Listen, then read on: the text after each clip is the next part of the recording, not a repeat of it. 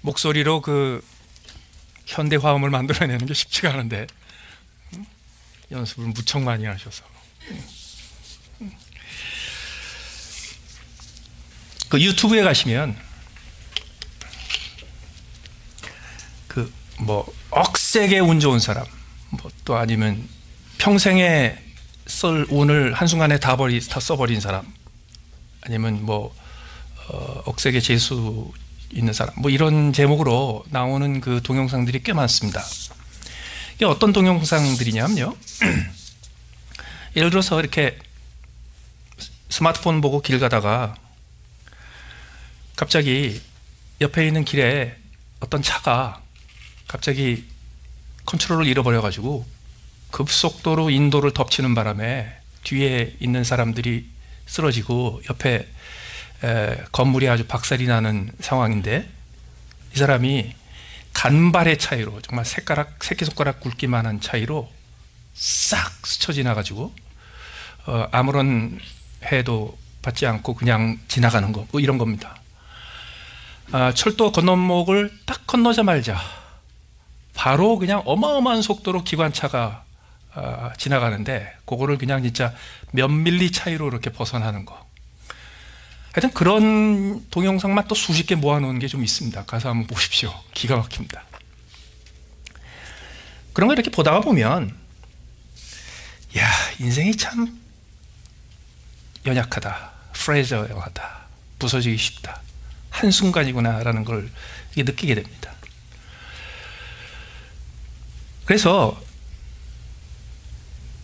나도 모르는 사이에 그런 일이 닥칠 때 모르고 지나가는 경우가 더 무섭습니다. 그 동영상에 보면요, 엉망진창 그냥 큰 사고가 났는데 그냥 모르고 가는 사람도 있습니다. 옆에 뭐 트럭하고 버스가 부딪히고 뒤집어지고 난리가 나는데요, 어떻게 묘하게 기가 막히게 체조 선수처럼 차가 싹 빠져나가는데 그런 일이 벌어졌는지 모르고 그냥 가는 사람들이 있어요. 그래서 우리 인생에 우리가 알지 못하는 사이에 아주 그냥 바로 곁에 스쳐 지나가는 수준의 그런 근접성을 가지고 다가오는 어마어마한 재앙들이 많은데, 심각한 건요, 우리가 전혀 모르는 상태에서도 그런 일이 많이 벌어질 수 있다는 겁니다. 알지도 못하는 사이. 그거를 유튜브 동영상 같은 데서는 억세게 재수 좋은 사람, 억세게 운 좋은 사람, 평생의 운을 한 번에 다 쓴 사람, 뭐 이렇게 얘기하지만 우리 그리스도인들은 그것을 은혜라고 부릅니다. 표현을 바꾸자면, 내 인생은 내 능력대로, 내 힘으로 내가 보장할 수 없다라는 것을 깨달을 때, 내 능력과 내 힘을 벗어나는 하나님의 도우심이 아니면 나는 살 수가 없다라는 것을 인정하는, 그게 은혜의 고백입니다. 근데 그보다 더 심각한 게 있습니다. 나를 향해서 다가오는 커다란 재난이 정말 간발의 차이로 나를 비껴나는 경우는 참 다행이다, 축복이다 그러지만요, 이게 반대 경우가 있습니다. 내가 다른 사람한테 엄청난 피해를 끼칠 때입니다. 하이웨이를 잘 달립니다. 앞에 차가 한 대도 없어서 아주 그냥 신나게 고속으로 달리고 있는데 텍스트가 띵 왔습니다. 그래서 텍스트 확인하려고 몇 번 이르는데 신경은 몇 초, 0.5초 딱 쓰는 바람에 핸들이 흔들려요. 핸들이 흔들리니까 그러고서 브레이크를 잠깐 밟았어요. 1초, 2초. 그리고 바로 똑바로 갔어요. 그런데 그 사이에, 그 1, 2초 사이에 뒤에서 쫓아오던 차가 갑자기 앞에 차가 흔들리더니 그 앞에 텅 비었는데 브레이크를 턱 밟아요. 이게 또 뭔가 그래가지고 그리고 브레이크를 딱 밟는데 차가 컨트롤을 잃어버려서 옆으로 튀어서 분리대를 뒤어받고 오른쪽으로 튀었을 때 뒷차가 부딪히고 옆에 레인에 오는 트레일러 트럭이 잭나이프, 가운데가 접혀가지고 뒤집어지고, 그리고 몇십 대가 연쇄 충돌이 벌어져서 수많은 사람이 다치고 몇 명 죽을 수도 있습니다. 그런데 처음에 1초 동안 텍스트 확인했던 사람은요, 그냥 가요. 계속 뒤에 무슨 일이 벌어졌는지 모르고 그냥 가요. 여러분 그 살아오시다가 그렇게 모르고 다른 사람한테 피해 입힌 적이 있으세요? 몰라요. 문제는 모른다는 거예요. 내가 그럴 수 있는데 설령 그런 일이 벌어졌어도 나는 모르고 지나가서 하나님 앞에 가서 하나님께서 내 인생의 동영상을 완전히 리플레이 해 주시기 전에는 죽을 때까지 모르면서 지나고, 모르는 사이에 내가 어떻게 어떤 사람들한테 어떤 해를 끼쳤는지 전혀 알지 못하고 지날 수가 있다는 거예요. 그래서 하나님께서 나를 위험으로, 재난으로, 고난으로부터 지켜주시고 건져주시는 그 은혜를 내가 잊지 말아야지 라는 은혜의 인식도 필요하지만은 동시에 내가 알지 못하는 사이에 사람들한테 엄청난 피해를 입히고도 나는 그런 적이 한 번도 없었던 것처럼 살아가고 있는 것에 대한 두려움이 있어야 합니다. 그러면 그것 때문에 맨날 그냥 벌벌 떨고 운전해야 됩니까? 그 세상엔 그런 사람들이 있습니다. 근데 우리는 그렇게 살면 안 됩니다. 그게 다 하나님의 은혜예요. 그래서 부들부들 떨면서 운전을 하는 게 아니고요. 우리는요, 은혜 안에서 살아가는 법을 배워야 합니다. 오늘 우리가 함께 읽은 본문 베드로후서의 베드로가 쓴 편지의 마지막 편지 중에서 마지막 결론 부분입니다. 그 마지막 결론 부분에서 베드로가 이렇게 얘기합니다. 또 우리 주의 오래 참으심이 구원이 될 줄로 여기라. 우리가 사랑하는 형제 바울도 그 받은 지혜대로 너희에게 이같이 썼고. 베드로는 그의 말년에 자기가 쓴 편지들이 성도들에게 예수 그리스도의 말씀과 같은 권위를 가지고 읽혀진다는 것을 알고 있었고, 그가 쓴 편지들이 구약 성경과 같은 하나님의 권세를 가지고 권위를 가지고 성도들이 받아들인다는 걸 알고 있었습니다. 더 나아가서 자기 글뿐만 아니라 같이 사도가 된 바울이 쓴 편지도 구약 성경 수준의 하나님의 말씀의 권위를 부여하고 있다는 것을 알고 있었습니다. 근데 16절에 또 그 모든 편지도 이런 일에 관하여 말하였을 때 그 중에 알기 어려운 것이 덜어 있으니, 바울 사도 선생님 정도 되시니까 알기 어려운 것이 덜어 있죠. 우리는 알기 어려운 것이 덜어 있는 게 아니라 알 수 있는 게 덜어 있습니다. 대부분은 알기 어렵습니다. 그런데 이 알기 어려운 것이 덜어 있는 이 성경에 이 이해할 수 없는 부분이 있을 때 어떻게 하냐 이거예요. 무식한 자들과 굳세지 못한 자들이 다른 성경과 같이 그것도 억지로 풀다가 스스로 멸망에 이르느니라. 여기 무식한 자들과 굳세지 못하면 억지로 푼다는 거예요. 뒤집어서 얘기하면 성경을 보다가 이해가 안 되는 부분이 있죠. 성경을 보다가 탁 안 풀리는 부분이 있죠. 거기서 끙끙대고 억지로 풀려고 그러지 마십시오. 그걸 억지로 풀려고 하면요, 아주 공식적으로 성경의 판단에 의해서 나는 무식한 자가 되고 굳세지 못한 자가 됩니다. 그래서 억지로 풀면 안 됩니다. 근데 이거를 성경이 안 풀리는 걸 억지로 풀려고 애를 쓰다가 무식한 자가 되고 굳세지 못한 자가 돼가지고 어떻게 되느냐, 스스로 멸망에 이릅니다. 예수 믿지 않는 사람들이 성경을 보고 억지로 풀다가 구원의 길을 잃어버립니다. 못 잡습니다. 근데 예수 믿고 나서 구원받은 하나님의 자녀들도 성경을 억지로 풀다가 보면요, 축복의 삶을 살아야 되는데 멸망의 삶을 삽니다. 어디서 이런 차이가 나는가? 그래서 베드로 사도는 그의 마지막 편지 마지막 부분에서 마지막 당부를 합니다. 17절. 그러므로 사랑하는 자들아, 너희가 이것을 미리 알았은즉. 뭐예요? 억지로 풀다가 멸망에 이를 수 있다는 거. 무법한 자들의 미혹에 이끌려, 다시 말해서 누구한테 가르침을 받는가? 누가 아무도 깨닫지 못하는 걸 자기가 깨달았다고 그러는가? 이런 사람 조심하라는 거예요. 너희가 굳센 데서 떨어질까 상가라. 그렇다면 그 미혹에 이끌리지 않으면서 성경을 제대로 축복으로 받아들일 수 있는 길이 뭐냐? 18절. 오직, 이게 강조하는 거예요. 오직 우리 주 곧 구주 예수 그리스도의 은혜와 그를 아는 지식에서 자라가라. 이것만 하면 성경 가지고 시험에 걸지 않습니다. 이것만 하면 성경을 많이 하는데 멸망의 삶을 살지 않습니다. 이것만 지키면 성경을 조금 알아도 그것 때문에 큰 복을 받을 수 있습니다. 뭔가요? 우리 주 곧 구주 예수 그리스도를 아는 지식에 자라가는 겁니다. 은혜를 아는 지식에 자라가는. 근데 그 구주 예수 그리스도의 은혜를 아는 지식이 늘어나면 늘어날수록 구주 예수 그리스도 그분을 더 압니다. 이게 무슨 뜻이냐면요, 우리 하나님에 대해서 더 알고 싶어하고 창조주에 대해서 더 알고 싶어하고 구주에 대해서 더 알고 싶어할 때 까딱하면 우리가 초점을 잃어버려요. 그래서 지혜가 많으신 하나님, 위대하신 하나님, 전능하신 하나님, 거대하신 하나님, 놀라우신 하나님, 영광의 하나님, 뭐 이런 거 가지고서 막 흥분하다가 그 하나님이 은혜의 하나님이라는 것을 놓쳐버리면 하나님을 잘못 알아요. 근데 하나님이 어떤 능력을 가지고 어떤 일을 행하시고 어떤 방식을 좋아하시고 어떤 식으로 역사를 주관하시는 그런 자세한 거는 좀 몰라도, 그런 거에 대해서는 안 풀려도 내 구주 예수 그리스도는 은혜의 주님이시고 나의 아버지는 은혜의 하나님이라는 것만 잡으면요, 그분을 날로 더 알아가요. 그게 은혜 받은 사람이 살아가는 방법입니다. 은혜의 원리와 은혜의 교리와 은혜의 진리와 뭐 이런 걸 많이 다뤘지만요, 오늘은 은혜대로 살아가는 방법을 좀 다뤄보고 싶습니다. 그런데 오늘 제가 이 다룰 내용은 한 30번은 설교해도 될 만한 내용인데 별로 시간이 없어서 그걸 대폭 줄여서 오늘 총정리만 합니다. 특별히 오늘 본문에 보시면 우리 주 곧 구주 예수 그리스도의 은혜와 그를 아는 지식에서 자라가라 그랬죠. 자라가라. 제일 먼저 해야 될 건 뭐냐면, 은혜 받은 사람의 삶의 방식에 가장 먼저 확인을 해야 될 거는 나는 자라가야 된다는 겁니다. 자라가는 거는 완성되지 않습니다. 평생 지속됩니다.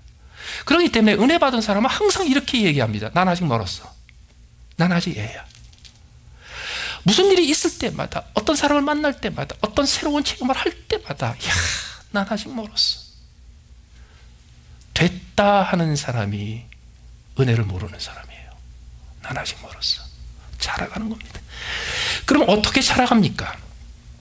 오늘 성경에 하나님의 은혜를 직접 언급하는 거 말고 우리에게 해당되는 은혜를 담고 있는 성경 구절들을 좀 정리를 하면서 제일 먼저 하나님이 내게 주신 그 은혜를 어떻게 관리하는가, 은혜 관리법을 먼저 정리해 드립니다. 은혜 관리법.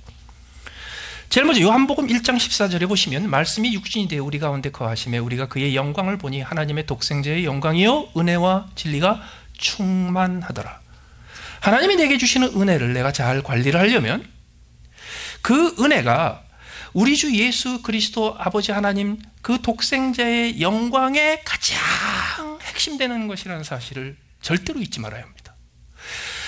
아버지의 독생자의 영광을 언급했죠. 하나님의 영광이 있죠. 그 하나님 예수 그리스도를 닮아가기 위해서 예수 그리스도를 바라보고 아버지를 우러르면 너무너무 영광의 광채가 빛나서요, 그 속에 뭐가 있는지 안 보입니다.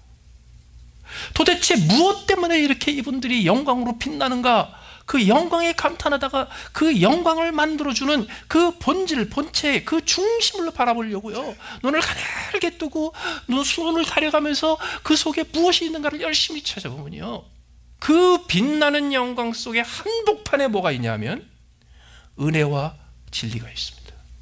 은혜와 진리가. 하나님이 내게 주시는 모든 영광과 하나님의 권세와 하나님의 모든 것의 중심에는 은혜가 있다라는 것을 잊지 않는 겁니다. 그래야 비로소 은혜를, 내게 주신 은혜를 내가 제대로 관리를 할 줄 알게 됩니다. 두 번째로, 그 관리를 함에 있어서 기억할 것은요, 내가 은혜의 청직이라는 겁니다. 베드로전서 4장 10절에 보시면 각각 은사를 받은 대로 하나님의 여러 가지 은혜를 맡은 선한 청지기 같이 서로 봉사하라. 여기서 잘 보세요. 하나님은 이 은혜를 내게 청지기로 맡기셨습니다. 이 뜻은 뭐냐 하면, 내 인생에 은혜가 꼭 필요한 때가 있어요. 은혜가 없으면 해결이 안 되고, 은혜가 없으면 헤어나지를 못하고, 은혜가 없으면 너무너무 환난해서 이겨낼 수가 없는 그런 상황에서 하나님께서 내게 필요한 은혜를 주실 수 있습니다. 필요한 은혜 주세요. 반드시 주세요. 그런데 하나님은 내게 꼭 필요한 만큼만 주신 게 아니라 항상 더 주세요. 더 주세요. 그래서 내가 쓸 만큼의 은혜를 주시고서 끝나는 게 아니라 항상 필요 이상의 은혜를 주세요. 왜요? 나한테 맡기시는 거예요. 나더러 내 필요대로 다 쓰고 깨끗하게 정리하는 게 아니고, 하나님이 내게 넘치는 은혜를 주실 때 그것은 하나님께서 내가 너한테 맡겨놓는다, 네가 내 뜻대로 써야 될 때가 있다. 그래서 나한테 사용하도록, 하나님의 목적대로 지시대로 사용하도록 맡겨놓으신 은혜가 있다는 거예요. 그걸 잊지 말아야 돼요. 그렇다면 하나님이 내가 꼭 필요해서 쓰도록 주시는 은혜에 더하여 내가 맡아가지고 하나님의 뜻대로 사용하기 위해서 채워주시는 은혜를 받은 청지기라면, 청지기로서 제일 먼저 해야 될 일이 있습니다. 영수증 드리는 일입니다. 뭘 받았는지 헤아려야 합니다. 나중에 계산도 해야 되니까. 그래서 세 번째로 은혜의 영수증, 은혜의 수령증을 만들어야 합니다. 무슨 얘기냐면 고린도전서 2장 12절에서 우리가 세상의 영을 받지 아니하고 오직 하나님께로부터 온 영을 받았으니 이는 우리로 하여금 하나님께서 우리에게 은혜로 주신 것을 알게 하려 하심이라. 잘 보세요. 세상에서 온 영이 아니고 하나님께로부터 온 영, 뭐예요? 성령이죠. 이거를 세상의 영이 아니고 하나님께 온 영이라고 굳이 강조를 하는 이유가 있습니다. 세상의 법칙과 하나님의 법칙이 너무 다르기 때문입니다. 세상의 법칙은 뭐예요? 율법의 법칙이에요. 한 대로 갚는 거예요. 한 대로 보상받는 거예요. 한 대로 벌받는 거예요. 근데 하나님의 법칙은 뭐예요? 한 대로 갚아주시면 우리 끝나요. 그래서 하나님이 은혜로 갚아주세요. 그래서 성령이 세상의 영이 아니고 하나님의 영으로 우리에게 오셨기 때문에 성령이 우리에게서 하시는 가장 중요한 일은 오늘 본문에 의하면, 고린도서 2장 12절에 의하면 우리로 하여금 우리에게 하나님이 은혜로 주신 것을 알게 하는 겁니다. 성령이 내게 임하여서 권능 받았다, 그럴 수도 있어요. 성령이 내게 오셔서 지혜를 얻었다, 그럴 수도 있어요. 성령이 내게 오셔서 기쁨을 주셨다, 그럴 수도 있어요. 성령이 내게 오셔서 새로운 생기를 주셨다, 그럴 수도 있어요. 성령이 내게 오셔서 병을 고쳐주시고 내 건강을 회복시켰다, 그럴 수도 있어요. 그러나 그거는 다 곁다리예요. 성령이 내게 오셔서 하시는 가장 중요한 역할은요, 하나님이 내게 주신 은혜를 알게 하시는 거예요. 그렇기 때문에 청지기로서 해야 될 제일 먼저 첫 번째 일은 뭐냐면 하나님이 도대체 뭘 주셔서 나한테 맡기셨나라는 것을 정확하게 인벤토리하는 겁니다. 다시 말해서 이 은혜를 관리하려면요, 기술이 좀 있어요. 어떤 기술인 거예요? 하나님의 은혜로 주신 것을 놓치지 말아야 돼요. 그거를 제대로 수납해야 돼요. 그거를 제대로 리시브 해야 돼요. 이 훈련이 우리에게 필요해요. 우리는 그 은혜를 너무너무 그냥 스쳐보내. 하나님이 은혜로 주셨다는 사실을 제대로 인식을 못하고요, 많은 경우 내가 의뢰 받아서 자격이 있으니까 받아 이루고 넘어가는 경우 너무 하나님의 은혜라는 걸 알아야 돼요. 그렇게 해서 하나님이 내게 이런 은혜를 주시되 내가 꼭 필요한 만큼의 은혜가 더 넘치게 주셔서 나한테 맡겨주셨구나라는 것을 깨달으면 그 다음에 쓸모를 찾아야 되잖아요. 쓸모를 찾을 때 조심해야 될 게 있습니다. 은혜를 방탕한 것으로 바꾸지 말아야 합니다. 다시 말해서 그 은혜를 남용하고 또 오용하고 그것을 썩혀서 버리면 안 됩니다. 유다서 1장 4절에 이는 가만히 들어온 사람 몇이 있습니다. 항상 이런 사람들이 문제를 일으켜요. 한두 사람이 이게 물을 흘려요. 그들은 옛적부터 이 판결을 받기로 기록된 자니 경건하지 아니하여 우리 하나님의 은혜를 도리어 방탕한 것으로 바꾸고 홀로 하나이신 주제 곧 우리 주 예수 그리스도를 부인하는 자니라. 여러분, 예수 믿는 사람도요, 그의 생각과 그의 체험으로서는 예수를 시인하고 구원받았다고 할지 모르지만 그의 말과 행동과 그의 삶을 통해서 끊임없이 예수님을 부인하며 살 수 있습니다. 어떻게? 은혜를 방탕한 것으로 사용하면 그렇게 됩니다. 은혜를 쓸데없는 데 사용하면 그렇게 됩니다. 은혜를 제대로 사용하지 않고 오용하고 남용하고 썩혀버리면 그렇게 됩니다. 그렇다면 어떻게 그 은혜를 다뤄야 됩니까? 아니, 그 은혜가 내가 쓰면 쓸수록 더 많이 채워지려면 어떻게 해야 합니까? 은혜를 한 번 받았으면요, 은혜를 계속 받을 수 있는 은혜의 길에서 벗어나지 말아야 합니다. 그러면 은혜를 계속 받을 수 있는 길은 뭔가? 그 길에 이름이 붙어 있습니다. 겸손 불러보듭니다. 겸손대로. 그래서 겸손대로를 걸어야 합니다. 그게 은혜로 가는 길입니다. 야고보서 4장 6절에 이렇게 얘기하세요. 그러나 더욱 큰 은혜를 주시나니. 어떤 은혜예요? 필요한 은혜, 구원받기 위해서 필요한 은혜, 나를 환난으로부터 건져내시기 위해서 필요한 은혜가 아니라 그 은혜를 주실 때 더 주세요. 더 큰 은혜를 주세요. 그리고 지금 주시는 은혜보다 더 큰 은혜를, 어떻게 더 큰 은혜를 주세요? 그러므로 일렀을 때 하나님이 교만한 자를 물리치시고 겸손한 자에게 은혜를 주신다 하였느니라. 그게 우리가 걸어야 될 길이에요. 베드로전서 5장 5절에 젊은 자들아 이와 같이 장로들에게 순종하고 다 서로 겸손으로 허리를 동이라. 하나님은 교만한 자를 대속하시되 겸손한 자들에게는 은혜를 주시느니라. 그래서 겸손의 길에서 벗어나지 말아야 합니다. 그렇다면 겸손의 길에서 벗어나지 않는 사람들은 어떻게 살아갑니까? 겸손의 길에서 벗어나지 않는 첫 번째 특징이 뭐냐 하면 자랑하지 않는 겁니다. 잘난 척하지 않는 겁니다. 에베소서 2장 8절 9절에 너희는 그 은혜를 인하여 믿음으로 말미암아 구원을 받았으니 이것이 너희에게서 난 것이 아니요 하나님의 선물이라 행위에서 난 것이 아니니 이는 누구든지 자랑치 못하게 하려 함이라. 하나님께서 은혜로 우리를 구원하시되 은혜 때문에 믿음으로 구원받게 하셨어요. 왜 하필이면 은혜를 통한 믿음으로 구원받게 하셨냐고요?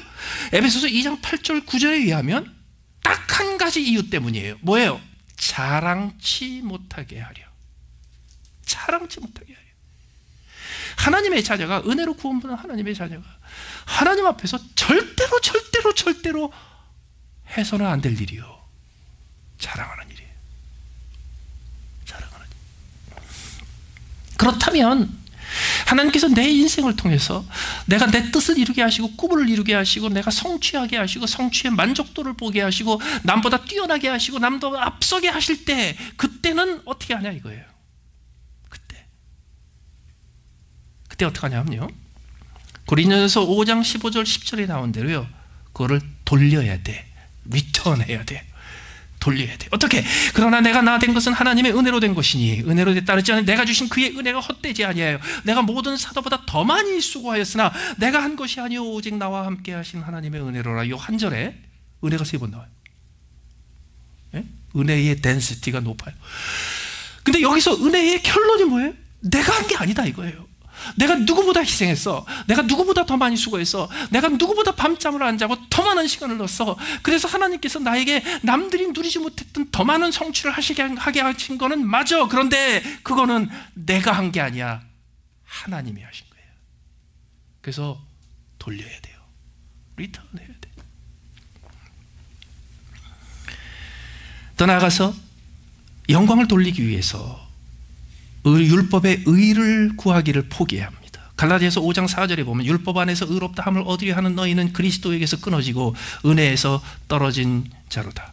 율법의 의가 뭔가? 율법의 의는 뭐냐면 율법은 이렇게 되어 있습니다. 잘한 자에게 칭찬합니다. 못한 자를 벌 줍니다. 그게 율법입니다. 그리고 율법의 의는 잘하면 잘하는 만큼만 칭찬을 하고 못하면 못하는 만큼만 벌을 주는 게 그게 정의입니다. 그게 율법이에요. 그런데 이 율법의 법칙이 우리에게 너무너무 몸에 배어 있어가지고요, 우리는 알지 못하는 새 율법의 법에서 벗어나서 율법의 법으로 옮겨가요. 그래서 율법에서 의를 구하기 위해, 다시 말해서 내가 선한 사람이며 내가 의로운 사람이며 내가 괜찮은 사람이라는 것을 율법의 판단으로 결론 지으려고 그래요. 그럼 어떻게 해야 됩니까? 내가 잘한 것, 내가 한 선한 행위를 가지고 율법에 대봅니다. 그러면 율법이 그 나를 상을 줘야 될 거 아니에요. 그걸 가지고 봐, 나는 괜찮은 사람이야, 이렇게 얘기하는 게 율법의 의예요. 그런데 율법의 의를 구하지 말라 그랬어요. 율법의 의를 추구하지 말랐어요. 그 얘기는 뭐냐면 잘하는 것도 하지 말고 착한 일도 하지 말고 그냥 대충 살아라, 이 뜻이 아닙니다. 그렇게 아등바등 의롭고 정의롭고 선한 일을 하려고 애를 쓸 필요가 없다, 그 뜻이 아니에요. 하세요. 그런데 기억하세요. 내가 선한 행위를 했어도, 내가 정의로운 행동을 했어도 그것이 나를 의롭게 만들지 못한다라는 것을 기억하시라는 거예요. 왜? 여러분, 우리가 율법의 의를 구하는 게 딱 시작이 되잖아요. 그럼 우리에게 이상한 습관이 생기기 시작합니다. 뭐냐 하면 내가 율법의 기준으로 잘했다 하는 것만 찾아. 내가 율법의 판단에서 칭찬받을 일만 찾아요. 내가 잘한 것, 착한 일 한 것, 남한테 도움 준 것, 내가 하나님 앞에 이쁘게 보인 것, 그것만 찾아. 그래서 그거를 율법에 대고 봐, 내가 점수가 괜찮잖아, 점수가 괜찮잖아. 그런데요, 우리는 솔직히 율법에 의해서 보상받고 칭찬받을 의로운 일을 한 가지 하는 동안에 율법의 엄중한 잣대에 의하면 심판받고 저주받고 형벌받아야 될 일을 훨씬 더 많이 합니다. 그런데 문제는 뭐냐면 율법의 의를 추구하는 사람은요, 아주 편리하게 내가 율법에 의해서 심판받고 벌받아야 될 거는요 숨겨요. 그리고 숨기다가 보면요 자기도 모른 채, 내가 모른 채 하는 게 익숙해지잖아요. 그러면 진짜 기억에서 없어져요. 그래서 나중에 어떻게 되냐면 진짜 내가 그거 안 한 사람인 줄 알아요. 이게 율법의 의를 구하는 것이 무서운 거예요. 그래서 율법의 의를 구하지 말라는 뜻이 뭐냐면 선행을 하지 말고 의로운 행위를 하지 말라는 거예요. 하세요. 그러나 내가 선한 행위를 하고 의로운 행위를 할 때 그것이 하나님께 영광을 돌려야 될 일이라는 것을 기억하고 하나님이 나에게 은혜를 주셨기 때문에 가능하다는 것을 기억하시는 동시에 내가 한 가지 선한 일과 한 가지 의로운 일에 비해서 사실은 사람들이 몰라서 그렇지 내가 율법의 잣대대로 평가를 받자면 내가 야단맞고 벌받고 심판받아야 할 일들이 얼마나 많은지를 몰라. 따라서 율법으로 나를 판단하기 시작하면 나는 항상 이걸 기억하라는 거예요. 더 나아가서 그 가장 현실적인 방법이 뭐냐면요, 내가 행한 것에 보상, 삭스를 기대하지 않는 거예요. 삭스로 여기지 않는다. 일하는 자에게는 그 삭시 은혜로 여겨지지 아니하고 보수로 여겨지거니와. 은혜로 사는 사람은요 보상을 기대하지 않습니다. 내가 이만큼 했으니까 내가 이만큼 보상받아야지 그런 생각을 하지 않습니다. 예를 들어서 직장 가서 열심히 일을 하는데 주인이 말이죠 하도 그냥 구두 세워가지고서 일은 죽어라고 시키고 월급은 쥐꼬리 맞춤 줘요. 그럴 때 은혜를 아는 사람은요 이것도 이 주급도 이 월급도 하나님이 주시는 은혜지 그걸 받아들여요. 내가 이만큼 일했는데 왜 이만큼밖에 내가 보상을 못 받냐 그런 소리 안 해요. 그러면 그냥 항상 그러고 당하고 살아야 되느냐 이거예요. 그래서 그 다음에 우리가 기억할 것이 있습니다. 마땅히 생각할 분량 그 이상을 생각하지 말아야 합니다. 로마서 12장 3절 내게 주신 은혜로 말미암아 너희 각 사람에게 말하노니 마땅히 생각할 그 이상의 생각을 품지 말고 오직 하나님께서 각 사람에게 나눠주신 믿음의 분량대로 지혜롭게 생각하라. 그래서 은혜를 관리하는 법을 잘 배워가지고 진짜 은혜를 정말 잘 관리할 수 있는 능력이 생기면 그 다음에 마지막으로 어떤 결론이 생기냐면 어떤 습관이 생기냐면 나의 분량을 정확하게 합니다. 더도 아니고 덜도 아니고 더도 아니고 덜도 아니고. 그래서 실제로 사업을 하시거나 사업 어디 가서 취직을 하거나 열심히 남의 밑에서 일을 하다가요 자기 사업을 딱 해보잖아요. 그럼 확 달라지는 거 하나 있습니다. 항상 종업원들은요 자기가 월급 받는 것보다 더 했다고 생각해요. 근데 주인 입장에서는 항상 월급 주는 것보다 종업원들이 꼭 60, 70% 이상은 못해. 입장 바꿔놓고 금방 보여요. 이게 뭐예요? 자기 분량을 정확하게 모르는 거예요. 자기 분량을. 그래서 내가 더도 아니고 덜도 아니고 나는 딱 이런 분량이다. 그런데 자라가라고 그랬잖아요. 그래서 희망이 뭐냐면 내 분량이 조금씩 늘어. 근데 지금 현재의 분량은 정확하게 알아야 돼요. 그래서 내가 지금 현재의 분량을 정확하게 알면 그 다음에 어떤 축복이 오는가? 자족하게 돼요. 뭐든지 자족하게 돼요. 그것으로 만족하게 돼요. 족하다라는 고백을 해요. 그게 청지기가 은혜를 관리하는 법이라면 청지기가 은혜만 창고에 갖다 놓고 잘 관리하면 끝나나요? 아니에요. 은혜를 잘 관리해가지고서 써먹으라고 쓸 때가 있으면 쓰라고 하는 거잖아요. 그래서 이제 은혜의 사용법을 배워야 합니다. User's Manual of the Grace. 그러면 은혜는 어떻게 사용하는가? 첫 번째, 은혜는 부르심과 같이 온다는 것을 기억하십시오.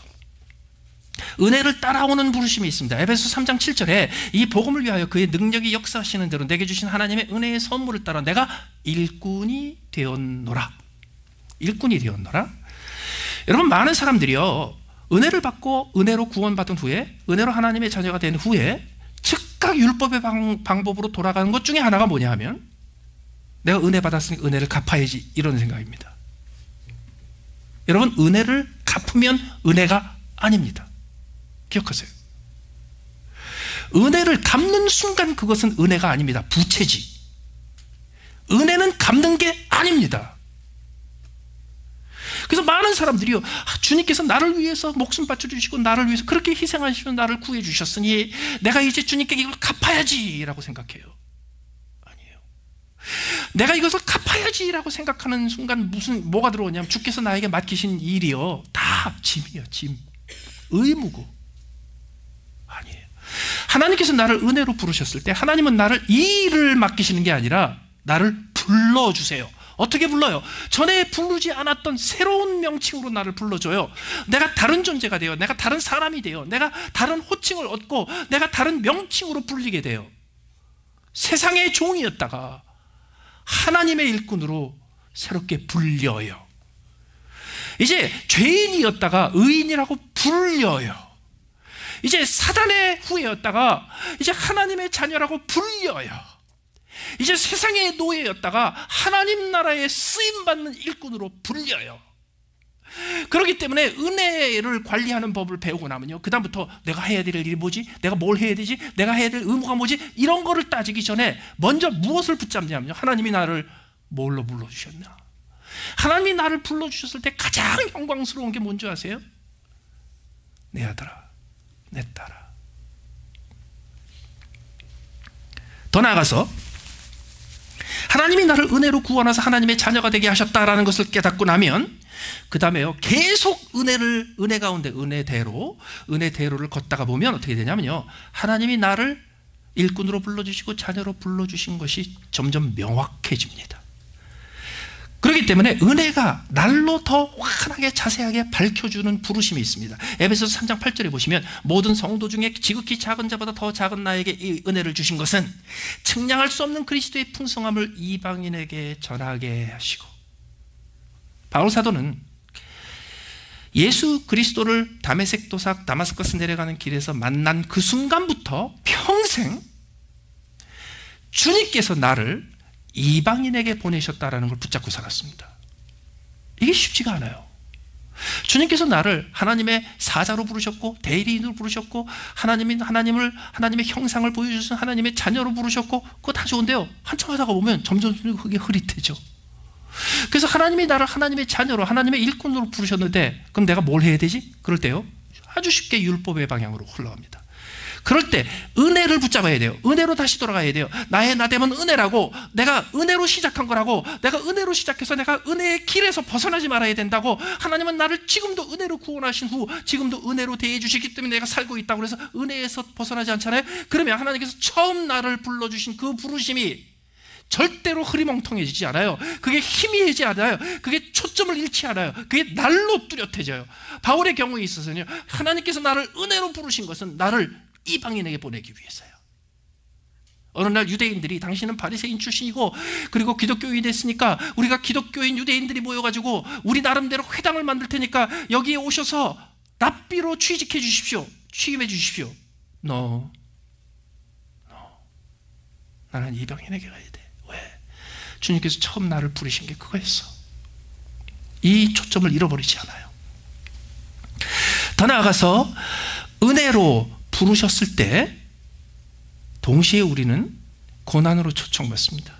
빌립보서 1장 29절에 그리스도를 위하여 너희에게 은혜를 주신 것은 다만 그를 믿을 뿐만 아니라 또 그를 위하여 고난도 받게 하려 하심이라. 은혜는 우리를 고난으로 이끌기도 합니다. 그런데 괜찮아요. 왜냐하면 고난을 거부할 이유가 없어요.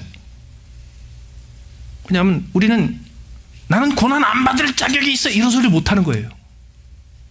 더 나아가서 그 고난 속에서 오히려 고난이기 때문에 하나님의 은혜가 더 분명해져요. 하나님의 은혜가 더 풍성해져요.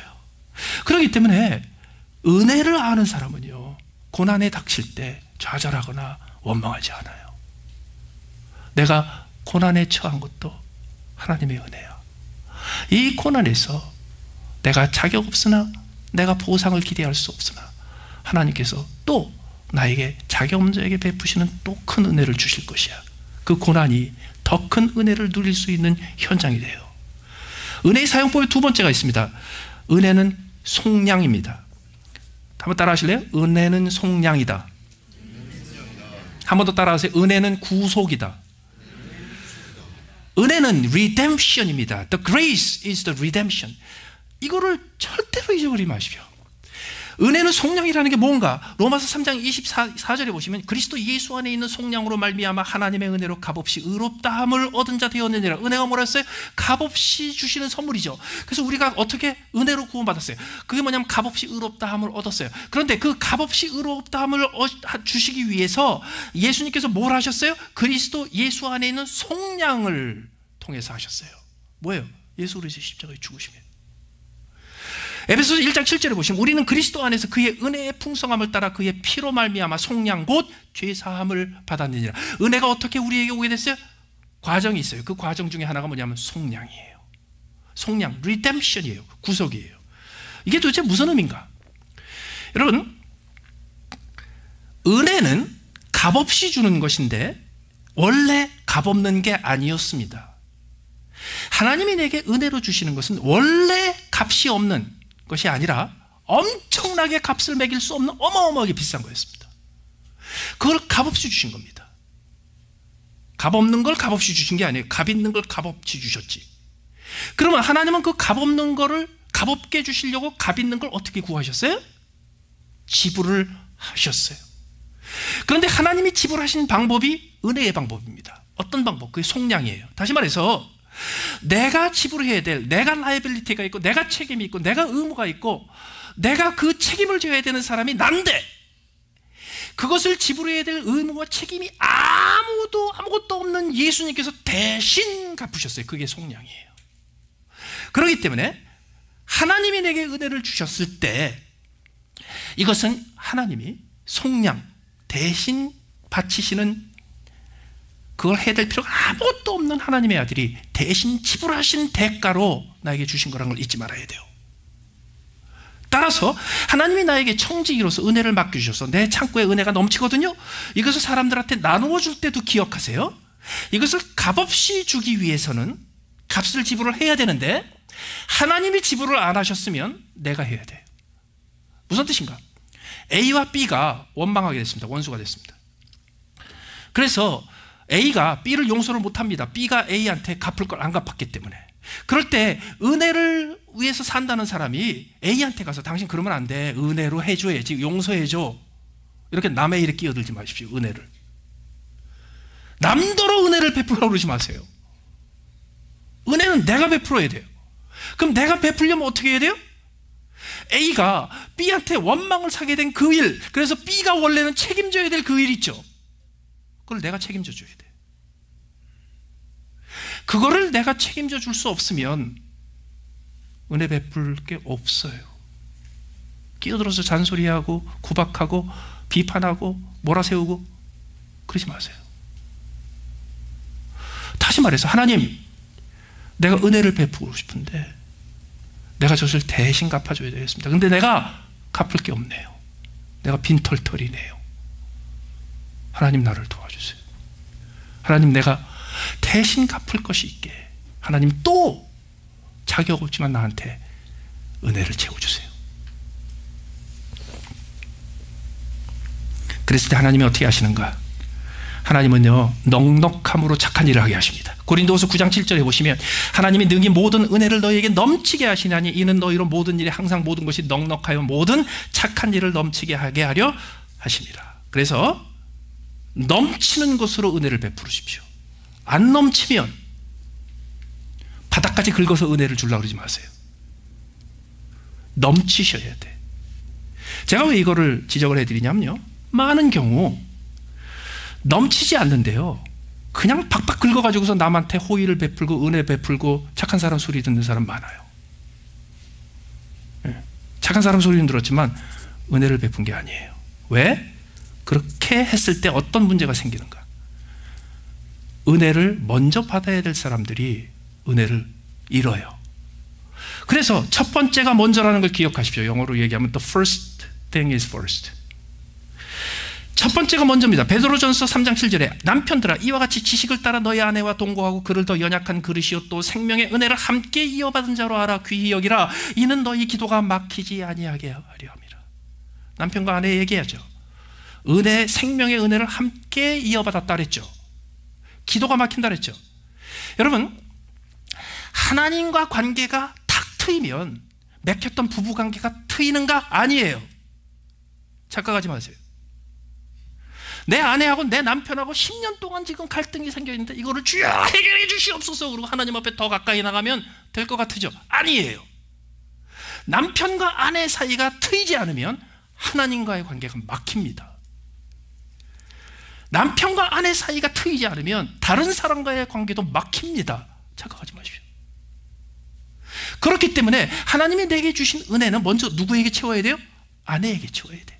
이 뜻은 뭐냐면 내가 은혜를 채움에 있어서, 나눠줌에 있어서도 순서가 있다는 거예요. 어떤 순서예요? 하나님이 그들의 평생 인생을 나한테 맡긴 사람들이 있어요. 먼저 이건 네 책임이야. 세상에 누구도 책임 안 져. 이 사람은 네 책임이야. 그게 누구예요? 남편이고 아내예요. 하여튼 남자들 중에서 제일 못난 남자들이요. 장인어른이 그렇게 가슴 찢어지게 딸을 줬는데요, 그 다음에 그 여자를 책임을 안 지는 남자예요. 끝까지 장인으로 책임지라는 사람이 있어요. 그러면 내가, 하나님이 내게 넘치게 은혜를 주셨으면요, 그 차고 넘치는 게 제일 먼저 누구에게 가야 돼요? 아내한테 가야 되고 남편한테 가야 돼요. 그럼 아내와 남편이 있으면요, 하나님께서 그 언약의 관계를 넘어서, 그 지나서 혈육의 관계를 주신 거 있죠. 자식들. 이게 first thing is first. 이게 무슨 얘기냐면요, 네 식구가 있어요. 부부가 있고 아이들이 둘이 있어요. 근데 각자가 필요한 은혜가 1갤런씩이야. 그런데 하나님께서 아버지에게 10갤런을 주셨어요. 네? 그럼 자기가 필요한 거 1갤런이니까 9갤런 남았잖아요, 은혜가. 그거를 가만 보니까 아내도 은혜가 조금 바닥이 나고 애들도 좀 은혜가 바닥이 나서 은혜가 필요한데, 하나님이 나를 주의 종으로 부르셨어, 하나님 나라가 먼저야, 그래서 밖에 나가서 먼저 다 써버려. 옛날에는 그게 60년대 70년대만 해도 대단한 걸로 여겼어요. 이야, 가족들을 희생시키고. 아니에요. 자기 친족을 돌보지 않는 사람은 이방인보다 더 나쁜 사람이라고 했어, 성경은. 그러니까 맞아, 아무리 목사래도 아무리 선교사래도 가족이 먼저고 친족이 먼저지. 그래서 가족하고 친족만 챙기다가 보면 다른 사람한테 줄 게 없거든요. 다른 사람한테 줄 수가 없을 만큼, 가족들을 다 채우고도 다른 사람에게 줄 수가 없을 만큼 차고 넘치지 않으면요, 애초에 그 길을 가지 말았어야 됐어요.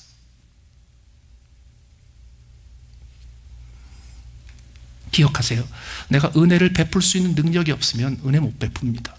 내가 은혜를 베풀 수 있을 만큼 넘치지 않으면 은혜 못 베푸는 겁니다. 큰 소리만 치지 마시고 남도로 자꾸 이래라 저래라 훈수지 마십시오. 그럼 어떻게 되냐고요? 걱정하지 마세요. 은혜의 대로, 다시 말해서 겸손의 대로를 걷고 있는 하나님께서는요, 보장하십니다. 채워주십니다. 더 나아가서 은혜는 종종 물질입니다. 고린도후서 8장 1절 2절 보시면, 형제들아, 하나님께서 마게도냐 교회들에게 주신 은혜를 우리가 너희에게 알리노니, 그 은혜가 구체적으로 뭔지 아세요? 환난의 많은 시련 가운데 그들의 넘치는 기쁨과 극심한 가난이 그들을 풍성한 연보를 넘치도록 하게 하였느니라. 여러분, 하나님이 우리에게 주시는 은혜가 차고 넘쳐서 내가 청지기 일을 잘해서 그것을 사람들한테 베풀 적에 종종, 아주 종종 그것은 물질입니다. 물질입니다. 내가 은혜를 베푸는 것은 종종 물질로 표현됩니다.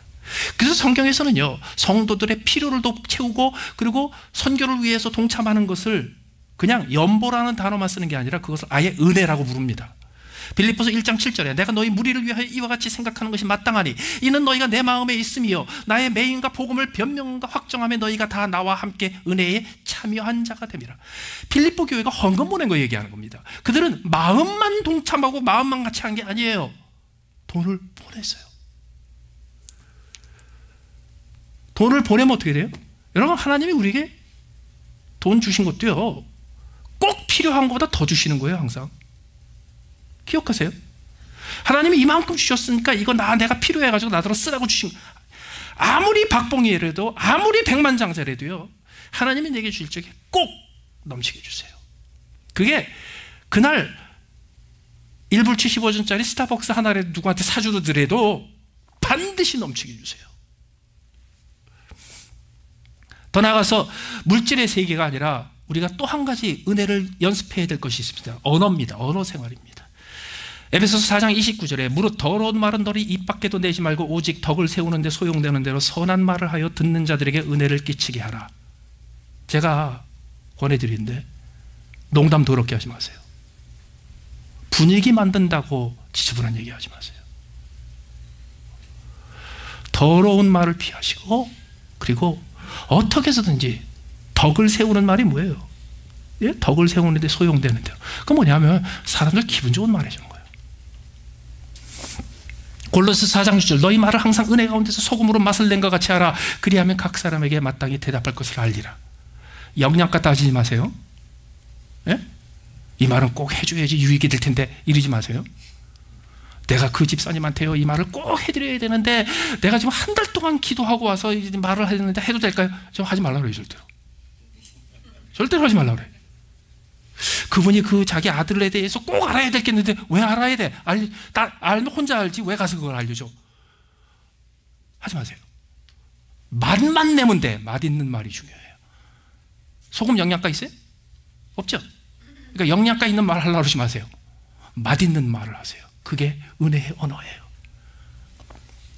은혜의 사용법에서 마지막, 은혜를 모르는 자에게 은혜를 베푸십시오. 여러분, 은혜를 베풀다가 우리가 나도 모르게 은혜의 길에서 벗어나가지고 율법의 길로 가는 때가 언제냐 하면 은혜가 배신당할 때예요. 예? 악한 자가 내가 은혜를 베풀었더니 도대체 개화천성할 길을 모르고요, 지가 더 그냥 의기양양해가지고도 더 난리쳐. 그리고 내가 은혜를 베푼 것 자체를 몰라. 그리고 또 예수님께서 되게 힘든 얘기 하셨거든요. 오른손이 아니고 왼손이 모르게 하라고. 아이고, 알게 했었어야지 제가 그래도 정신을 차리는데 그럴 때 한두 번이 아니에요. 은혜를 모르는 사람이 너무 많아. 그럴 때요 은혜를 포기하게 돼요. 누가복음 6장 35절, 오직 너희는 원수를 사랑하고 선대하며 아무것도 바라지 말고 꾸어주라. 그래서 사랑하고 선대하는 것의 1순위가 뭐냐 하면 내 주변에 가족들 빼고 남들 중에 1순위가 뭐냐 하면요, 왼수예요. 왼수가 어떤 사람이? 악한 사람이고 은혜를 모르는 사람이에요. 그리하면 너희 상이 클 것이요 또 지극히 높으신 이의 아들이 되리니. 이게 뭐냐면 하나님께서 야 너는 어쩌면 그렇게 나를 꼭 빼닮았냐 이 소리 한다는 거예요. 그거보다 더 큰 상이 없어요. 그런데 그게 왜 그렇게 돼요? 하나님은 은혜를 모르는 자와 악한 자에게도 인자하시니라. 하나님이 그렇게 하시기 때문에. 그래서 여러분, 이게 인생 살다가 보면요, 내가 그렇게 잘해줬는데 그걸 모르고 이런 사람 있죠? 그럴 때 기억하세요. 그 사람이 진짜 은혜를 더 받아야 할 사람이에요. 마지막 정리합니다. 그러면 우리가 은혜 안에서 살기 위해서 맨날 그냥 기가 죽어서 맨날 나는 죄인이요, 나는 부족해요 이러고 살아야 되냐 이거예요? 아니에요. 은혜는 우리를 강하게 합니다. 은혜 안에서 강화해져야 합니다. 어떻게? 처음에 우리는 담대해져야 합니다. 성도의 담대함이 요구됩니다. 히브리서 4장 16절, 그러므로 우리는 긍휼하심을 받고 때를 따라 돕는 은혜를 얻기 위하여 은혜의 보좌 앞에 담대히 나아갈 것이니. 여러분, 예수 믿으면요 일단 사람이 좀 부드러워져야 돼요. 일단 예수 믿으면요 목소리가 좀 부드러워지고 말하는 게 부드러워지고 얼굴이 좀 부드러워져야 돼요. 예수 믿고 나서 좀 막 기가 살아가지고 펄펄 뛰는 거, 그게 좀 비정상이에요. 왜냐하면 예수 믿는 데서 시작이 뭡니까? 나는 영원한 심판을 면할 수 없는 죄인이었어요. 여기서 시작하는 거잖아요. 그렇잖아요. 그러니까 예수 믿으면요 일단 시작이 불이 팍 죽어야 합니다. 소금친 나물처럼. 그러면 그 다음에 내가 은혜대로 산다는 얘기가 뭐냐면 맨날 나는 죄인이야, 나는 약해, 뭐 이러고 살아요?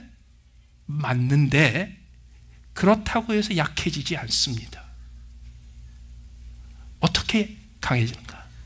우선 담대함을 가지시는데 중요한 건 이겁니다. 담대함, 자신감, 떳떳함을 찾을 자리가 있고 찾지 말아야 될 자리가 있어요. 은혜로 사는 사람은 그 담대함을 어디서 찾는가? 그러므로 우리는 긍휼하심을 받고 때를 따라 돕는 은혜를 얻기 위하여 은혜의 보좌 앞에 담대히 나아갈 것이니라. 여러분, 예수 믿는 사람은요 딱 한 가지 영역에서만 담대하고 고개 바짝 들고 떳떳하고 당당히 요구해야 될 것이 있어요. 딱 한 군데만. 그게 뭐예요? 하나님 내게 은혜를 주십시오. 왜? 나는 자격이 없으니까. 하나님 앞에서 있죠. 하나님, 나는 자격이 없어요. 이거는 자신 있게 얘기하면 돼. 그거는 담대히 얘기하면 돼. 그게 은혜의 보좌 앞에 가는 길이에요. 그렇게 하나님 앞에서, 은혜의 보좌 앞에서 하나님의 은혜 주시기로 작정하신 그 자리에서 하나님 내게 은혜를 주십시오라고 담대하게 서고, 나머지는요 제발 담대하지 마세요. 너무 과감하지 마세요. 너무 자신만만하지 마세요. 은혜 앞에서만 담대하세요. 그럼 어떻게 되는가? 하나님은 우리를 강하게 해주세요. 디모데후서 2장 1절에 내 아들아 그러므로 너는 그리스도 예수 안에 있는 은혜 가운데서 강하고, 우리는요 은혜 안에 있으면 강합니다. 은혜 밖에서 강하면 어떻게 돼요? 은혜를 놓쳐요. 그렇기 때문에 은혜 밖에 있을 적에 그 은혜 안에 들어가기 위해서는 어떻게 되는 줄 아세요? 하나님 나는 약해요. 하나님 나는 못해요. 나는 능력이 없어요. 이것은 내가 할 수 없는 일이에요. 나는 이미 망쳤고 나는 이미 자격이 없어요. 그러는 순간 은혜 안에 딱 들어가게 되잖아요. 그때부터 강해져. 근데 왜 강해지는 줄 아십니까? 내가 강한 게 아니에요. 은혜 안에 있어도 나는 아직도 약한데 하나님이 강하세요. 나를 약함을 통해서 하나님의 강함이 드러나요. 그렇기 때문에 그 은혜 안에서 강한 것을 체험하면 이 사람은요 자랑할 게 생깁니다. 성도의 자랑이 생깁니다. 고린도후서 12장 9절 나에게 이르시기를 내 은혜가 내게 족하도다. 하여튼 성경에 이것처럼 은혜로운 말이 없어요. 내 은혜가 내게 족하도다. 하나님의 은혜가 내게 족하도다. 여호와는 나의 목자시니 내가 부족함이 없으리로다. 하나님이 나의 아버지라는 거 하나 때문에, 예수님이 나의 주님이라는 거 하나 때문에 내가 부족함이 없으리로다는 원래 영어가요 I shall not want예요. 나는 더 원하는 게 없어요. 아직도 없는 게 많고 아직도 있으면 좋겠다 생각하는 게 굉장히 많지만요, 근데요 주님이 나와 함께 하시기 때문에 나는요 더 바라는 게 없어요. 이게 자족이에요. 이게 셀프 컨텐트먼트예요. 이는 내 능력이 약한 데서 온전하여짐이라 하신지라. 그러므로 도리어 크게 기뻐함으로 나의 여러 약한 것들에 대하여 자랑하리니. 그리스도인은요 은혜 밖에서 절대로 은혜의 보좌가 아닌 자리에서 자신 있고 담대하고 떳떳하고 그러면 안 돼요. 은혜의 보좌 앞에서만 담대하고 떳떳해야 돼요. 그럴 때 은혜 안에서만 우리는 강해질 수 있어요. 하나님의 강하심 때문에. 그럴 때야 비로소 자랑거리가 생겨요. 그 자랑거리가 뭐예요? 나의 약함을 자랑해요. 나의 부족함을 자랑해요. 나의 실패를 자랑해요. 내가 넘어진 걸 자랑해요. 왜? 그걸 자랑할 때 바로 그때 하나님께서 나를 어떻게 은혜로 도와주셨는지 하나님의 은혜가 드러나기 때문에. 그렇게 되면 결과적으로 어떻게 되는지 아세요? 우리는요 은혜의 유익만 누리는 게 아니라 은혜의 영광을 누립니다. 고린도후서 4장 15절에 보면 이는 모든 것이 너희를 위함이니 많은 사람의 감사로 말미암아 은혜가 더하여 넘쳐서 하나님께 영광을 돌리게 하려 하심이라.